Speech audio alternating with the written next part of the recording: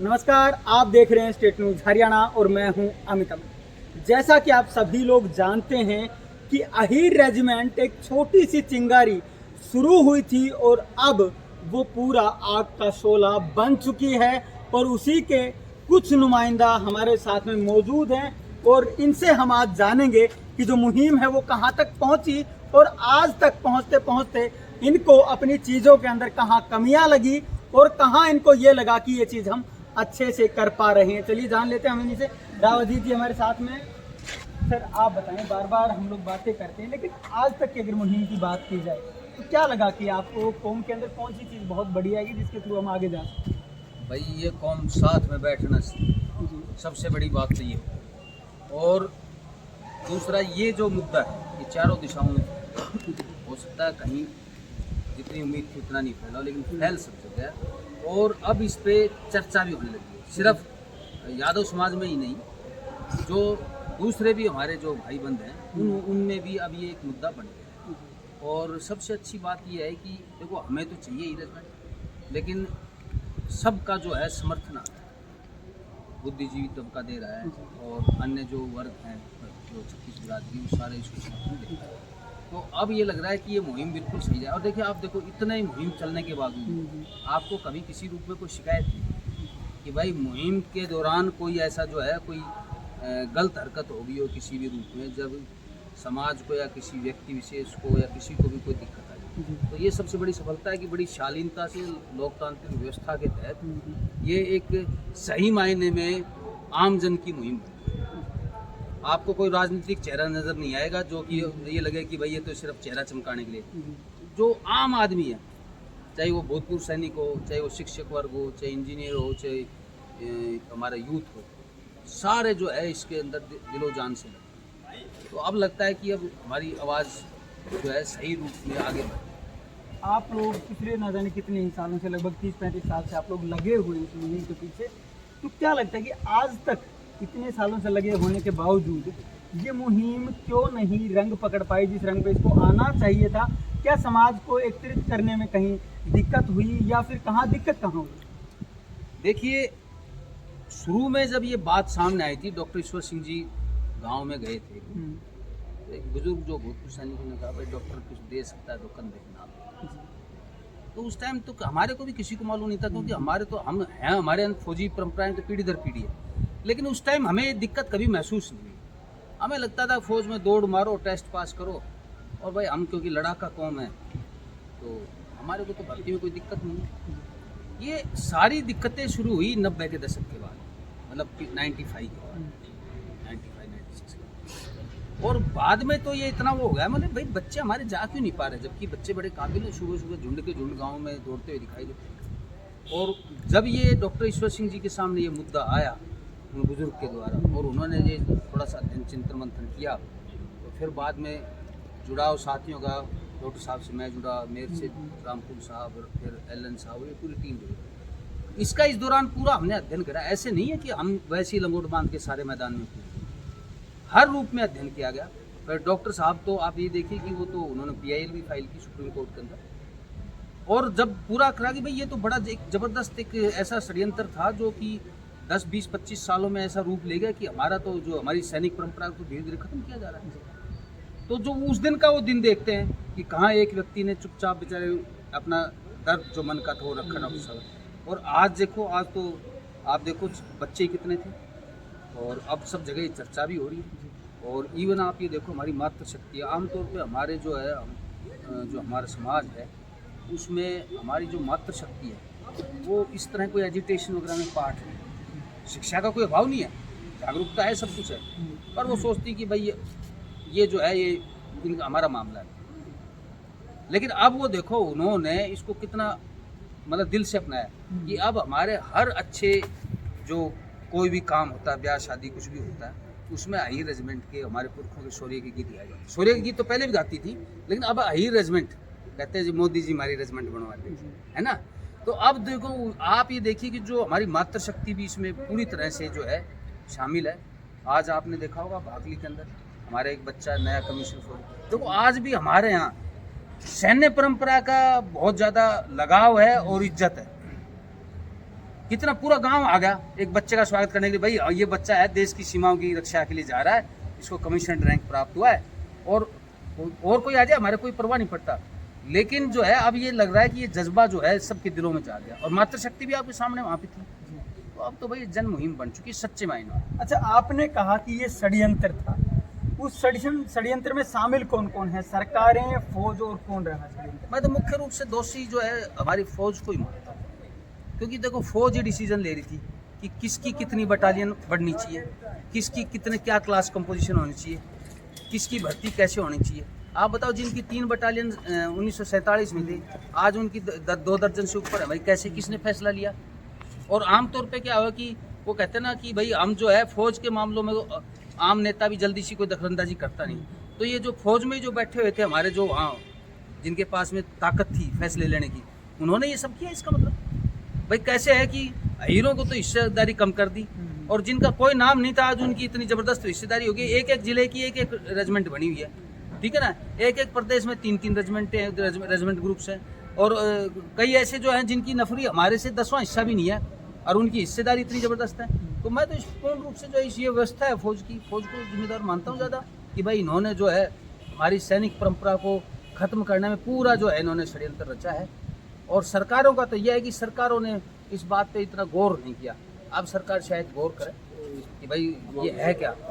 अभी आपने देखा होगा कुछ न कुछ जो है बदलाव आएगा, हमें पूरी उम्मीद है, जो कि हमारे हाथ में। मैं तो कह रहा हूँ सबकी तोड़ दो, और काबिलियत के ऊपर जो है देश सेवा का मौका सबको दो। अच्छा, वहाँ फौज के अंदर हमारा कोई बड़ा नुमाइंदा ना होने की वजह से क्या हमारे साथ ऐसा हुआ? भाई देखिए, पहले तो सैन्य परंपरा के नाम पे अहिरवाल, हरियाणा, राजस्थान, दिल्ली और पश्चिमी उत्तर प्रदेश है ना, तो ये जो है हमारे को कभी इसकी जरूरत नहीं थी। फिर क्योंकि नफरी हमारी बेशक कम थी वैसे तादाद, लेकिन हमारी भर्ती काफ़ी, और हमारे यहाँ जनरल वगैरह भी है, जैसे कोर्सलिंग तो आप देखो कि कितने कहते हैं कि भाई घर घर में कर्नल है, तो उस टाइम तक तो हमें दिक्कत नहीं आई। अब धीरे धीरे क्या कि हमारी नफरी कम कर दी गई फौज में, हिस्सेदारी कम करी, तो हमारी नुमाइंदगी करने वाले घटे।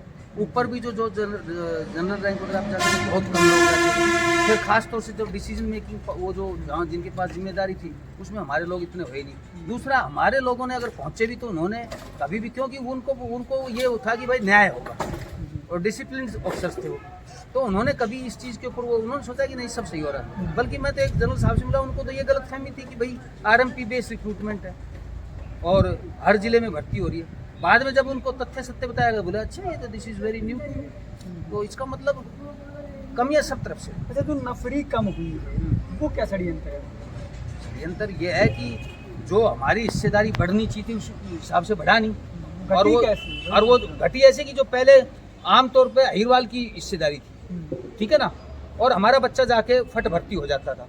अब तो ये हुआ, ये यही नहीं, पैरामिलिट्री में ये हुआ कि भाई जिस स्टेट की जितनी नफरी है उसके हिसाब से परसेंटेज आपको करना ये चाहिए था कि जो काबिल है उस मेरिट के बेस पे उसले। भाई आपने कभी सोचा है कि मान लो हर साल 1000 IAS बन रहे हैं, क्या स्टेट वाइज IAS बनते ना, ऑल इंडिया मेरिट बनती है ना। तो इन्होंने क्या करा, पैरामिलिट्री में स्टेट वाइज बना दिए।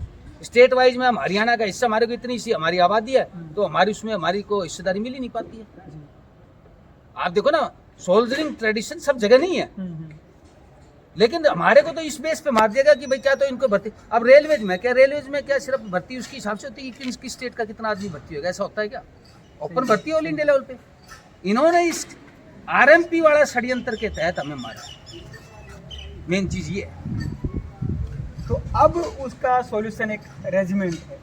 बिल्कुल रेजिमेंट सॉल्यूशन है, क्योंकि ये समस्याएं कभी ना कभी किसी न किसी रूप में उठेंगी। जैसे हमारे कभी 19th बटालियन कुमाऊं ग्रुप में 3 कुमाऊनी के बाद एक हमारा SM बनता शुरू। जब हमारे की बारी आई तो बोला जी आपके पास तो, हमारे पास तो कोई सुटेबल जो है GSU है ही नहीं। मतलब ये फिर क्या, लोगों ने कभी, उन्होंने हुक्मरानों ने सोचा कि ये स्थिति क्यों आई है, क्या तो फिर हमारे को बराबर की हिस्सेदारी दो या हमारा अलग ग्रुप दे दो। हमारे को तो आप सोच नहीं रहे, रेजिमेंट की वजह से हमें हर कदम के ऊपर हमारे को नुकसान हो रहा है।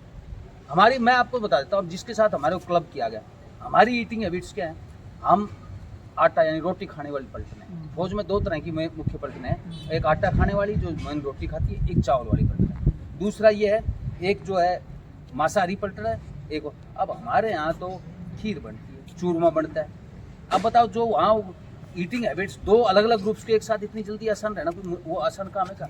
और जहाँ वो मेजोरिटी में होंगे वो हमारे को दबाया जाएगा, हमारी आइडेंटिटी को दबाया। मेरे खुद के नाना और बाबा इसी 19 हैदराबाद जो आज की कुमाऊं इसमें थे वो पगड़ी पहनते थे साफा, आज हमारी पहनावाई उन्होंने बदल कर दिया। तो आप ये देखिए किस हिसाब से मतलब ये आकलन किया जा रहा है, चाहे वो ईटिंग हैबिट्स हो, चाहे आपका क्लबिंग हो, या आपकी यूनिफॉर्म हो, या चाहे प्रमोशंस हो। हमारे बच्चे बड़े परेशान हैं जहाँ उनकी जो माइनॉरिटी में उनको जलील किया जाता है। मैं आपको बता रहा हूँ, अब तो पहले तो कोई बोलता नहीं था, अब तो खुल के बोलने लग गया कि हाँ हमारे को बड़ी दिक्कत हो रही है, हर जगह परेशानियाँ हैं। 16.5, 17, 18 साल का बच्चा जाता है, उसका आप क्या उसका मतलब वो होगा, उसका बनेगा मॉरल की जब उसको जाति सूचक शब्दों से वो उसको जलील किया जाता है। जिसका स्वाभिमान मारने की कोशिश करो, जिसको हर जगह जलील करो, वो आदमी वो तो ऐसे कुंठित हो जाएगा। तो भाई अब जो है इस समस्या का हल होना चाहिए। आपने कहा कि ये जो चीज़ें हैं वो चेंज कर दी गई, जैसे पहनावे का और सारी चीज़ें आपने बताई, लेकिन अब तो बातें यहाँ तक चल रही कि रेजांगला में जो फौज लड़ी थी वो कुमाऊनियों की। हाँ यही तो हो रहा है। आप ज़्यादातर पुस्तक अभी अपवाद हैं जो रिसेंटली छपी है, उन पुस्तकों में तो फिर भी थोड़ा सा हीरा आइडेंटिटी कोई लिखने लग गया। नहीं तो मैंने जितनी पुरानी पुस्तकें पढ़ी सब जगह कुमाऊनी लिखा। इवन ये तमाशा हुआ था हमारे वार मेमोरियल पे, हमारा आइडेंटिटी नहीं लिखने दे रहे थे। क्यों भाई? जब खून मेरे बुजुर्गों ने बहाया है, देश के ऊपर बलिदान मेरे बुजुर्गों ने दिया है, तो नाम भी हमारा होना चाहिए ना। वो तो वो कहावत होगी, खाऊंगी खसम कर गीत गाऊंगी यार। तो भाई ये तो मंजूर नहीं है। एक मूवी आई थी इसी पे बेस्ड हकीकत, उसमें तो जाट रेजिमेंट लिखा हुआ है। हाँ आमतौर पे क्या है कि हम हरियाणा का हिस्से हैं, तो वो हमारी बोली पहनावा जो है अजगर का तकरीबन एक जैसा है, तो वो गफलत इस तरह से जारी थी। हमें किसी और से परेशानी नहीं है, पर ये है कि हमारी पहचान नहीं छुपाई जाए। फौज जो है, फौज में सब जा रहे हैं, कोई दिक्कत नहीं है, लेकिन हमारे साथ सौतेले व्यवहार क्यों भाई? हम क्या सेकंड रेट सिटीजन है क्या देश के? हमारी कुर्बानियों को देख लो, हमारे बलिदान को देखो, हमारी मार्शल ट्रेडिशन को देख लो। हम अगर किसी भी रूप में 19 पढ़ रहे हो तो ठीक है, हम हकदार नहीं है, लेकिन आप पूरा अगर आकलन करेंगे तो यह है कि बलिदान तो हमारे हो रहे हैं, लेकिन पहचान नहीं मिल पा रही। और अब तो यह है कि क्योंकि जब भर्ती खत्म हो रही है तो फिर मार्शल ट्रेडिशन हम कहाँ अचार डालेंगे क्या उसको? अब आप तो ये हालत ये हो रही है कि हमको तो लड़ने का मौका ही नहीं मिल पा रहा देश की। तो भाई ये तो देश सेवा का मौका है, हमको मिलना चाहिए रेजिमेंट की। अभी देश के अंदर एक और बलवा खड़ा हुआ है जो कि मोहम्मद साहब को लेकर के कुछ चीज़ें हुई हैं, और उसको लेकर के आपने देखा होगा जुम्मे की नमाज थी, किस तरीके से भीड़ बाहर निकली है सिर्फ एक आवाज़ के ऊपर, और अहीर है कि इतने सालों से सोया पड़ा है कि अपने हक के लिए भी नहीं मानते। देखिए आप माइंड सेट देखिए, मैंने कहा ना हमारी एक परंपरा रही सैन्य, हम हड़ और हथियार की को पीस टाइम में हम हड़ चलाते हैं, देश के लिए अन्न पैदा करते हैं, और जब देश पे बैरी चढ़ाता है तो फिर हम हमारी शमशीरें निकाल लेते हैं। चाहे वो तैमूर आया हो, चाहे वो नादिर शाह आया हो, चाहे फिरंगी आया हो, चाहे चीन आया हो, चाहे पाकिस्तान आया हो, हमारा जवान ऐसे मौके पे अपनी तलवार हाथ में लेके देश सेवा के लिए अरावल में लड़ा है। लेकिन आप एक ऐसा इंस्टेंस नहीं बता सकते जो हमारी कौम ने देश या समाज या धर्म के विरुद्ध कोई गलत कदम। देश सेवा, धर्म रक्षा, देश रक्षा, मानवीय मूल्यों की रक्षा के लिए ही हमारे आदमी ने शमशीर हाथ में दी, बलवा करने के लिए। और फिर भाई ये तो हमारा देश है ना, हम इसके बेटे हैं, हमारे को गिला शिकवा है कि हमारे साथ न्याय नहीं हो पा रहा, लेकिन फिर भी हम देश के खिलाफ कभी कदम, यही तो इसमें ये हमारे डीएनए में है, ये हमारे संस्कार हैं कि राष्ट्रहित सर्वोपरि।